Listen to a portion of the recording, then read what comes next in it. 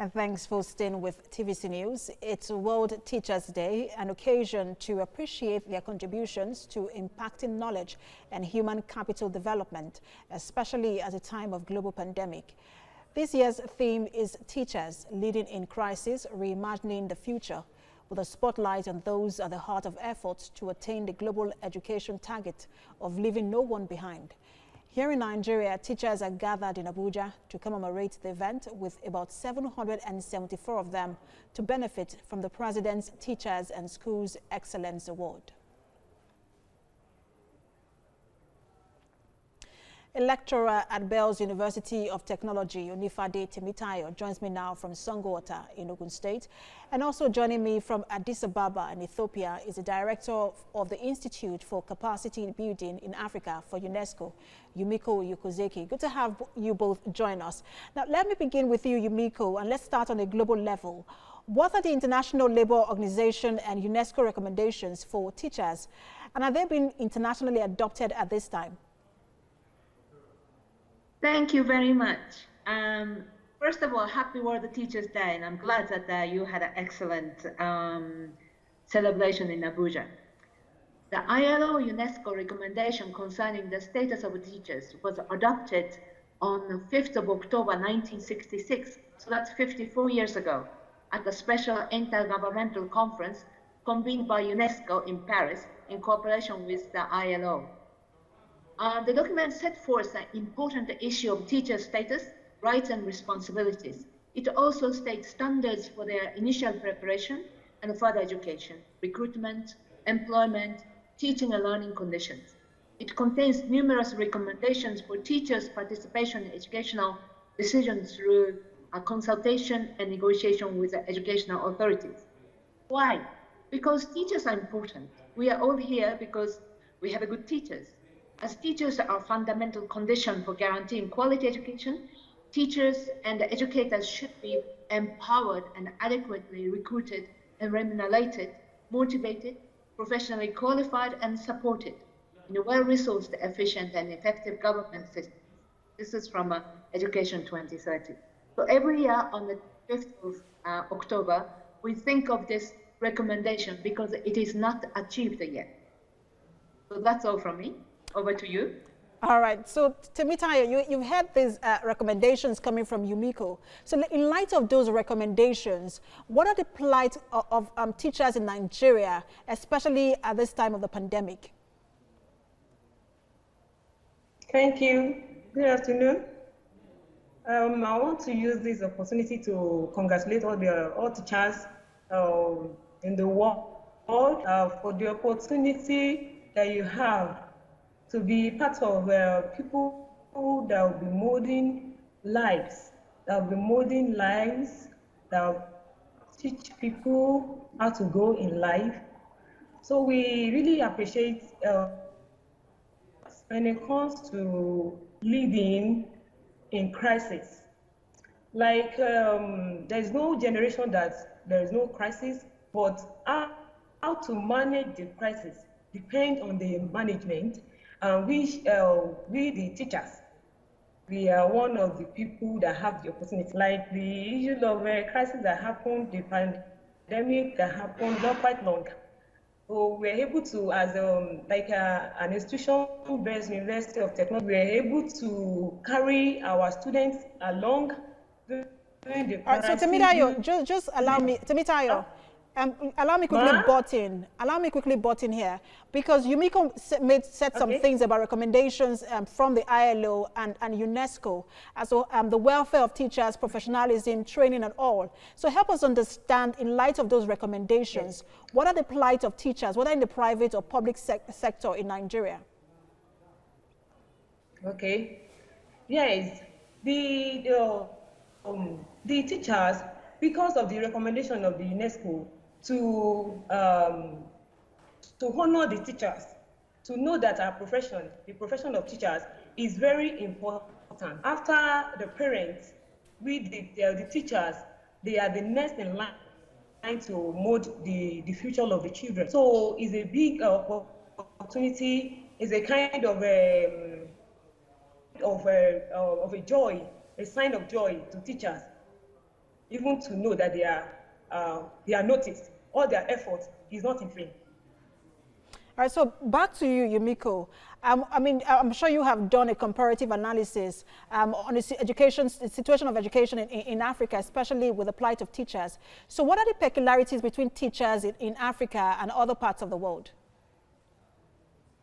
Thank you for that. Yes. Oh. Sorry. Hello? Thank you for that question. Can you hear me? Yumiko, please go ahead. Yes. Okay. I was born and raised in Tokyo, Japan, so I'm Japanese.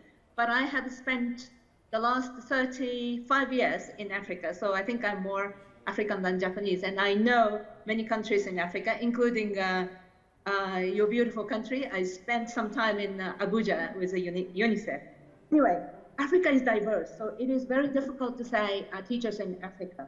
But if I get some kind of average, I'm afraid that teachers' socioeconomic status has eroded immensely. 35 years ago, I was a teacher in Kenya. At that time, we were paid quite well. And the next year, in 1983, I was a teacher in Zimbabwe. Again, I could afford to have a very good life.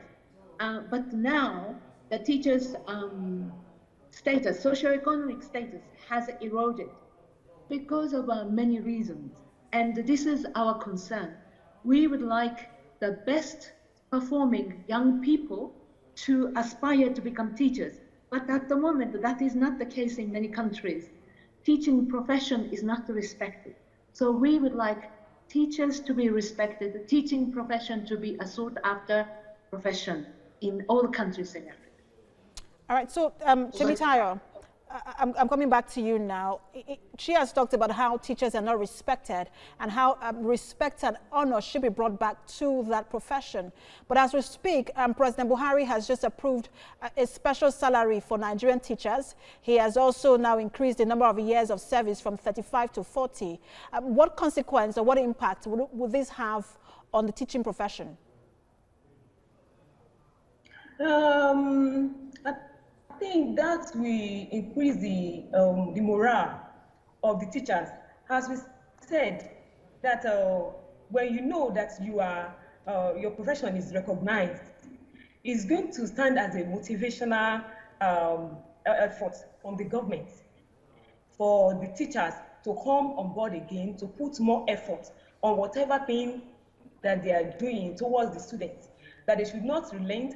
They should try to put more effort for the students to come up, no matter the level that they find there. So that is that will be the impact of what our president is doing now. All right. So Yumiko, the theme of the year is teachers leading in crisis, reimagining the future. So how can Africa, in light of this pandemic, reimagine education? Very difficult question, but I think each country and each community, each school, and each teacher has an answer. And I'm so happy to hear from you that Nigeria has just done an excellent initiative to bring a teacher's motivation up.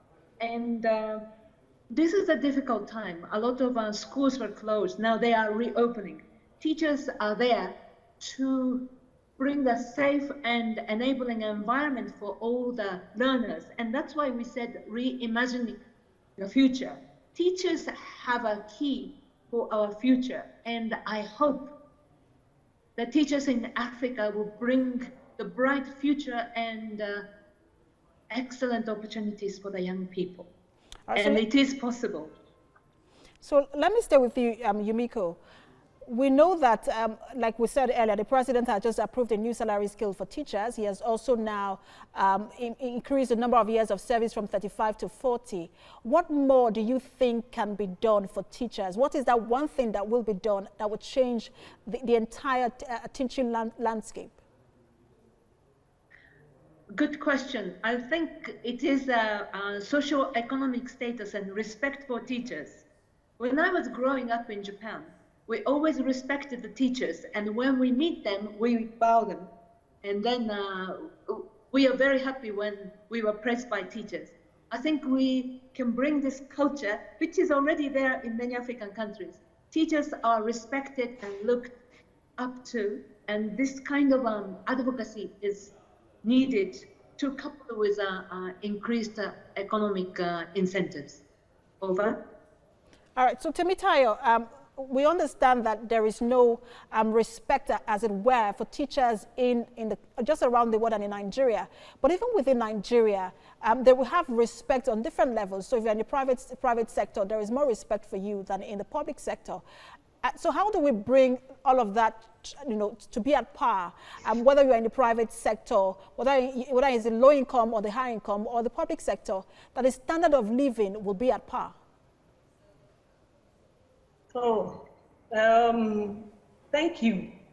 I think both the private and the public sector, they will be working together to make sure that the teachers from a public sector are not